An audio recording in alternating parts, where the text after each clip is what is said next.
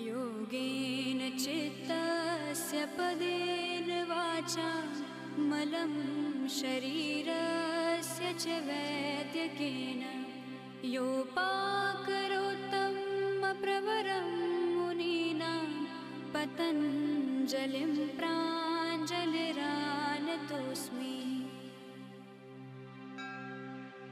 योगेन चित्तस्य पदेन वाचा मलं शरीरस्य च वैद्यकेन योपाकरोत्तं प्रवरं मुनीनां पतञ्जलिं प्राञ्जलि।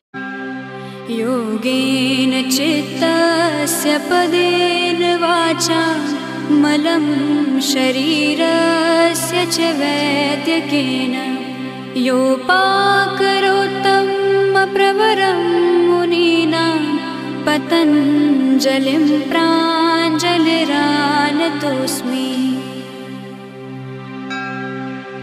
योगेन चित्तस्य पदेन वाचा मलं शरीरस्य च वैद्यकेन योपाकरोत्तं प्रवरं मुनीनां पतञ्जलिं प्राञ्जलि। योगेन चित्तस्य पदेन वाचा मलं शरीरस्य च वैद्यकेन योपाकरोत्तं प्रवरं मुनीनां पतञ्जलिं प्राञ्जलिरानतोऽस्मि।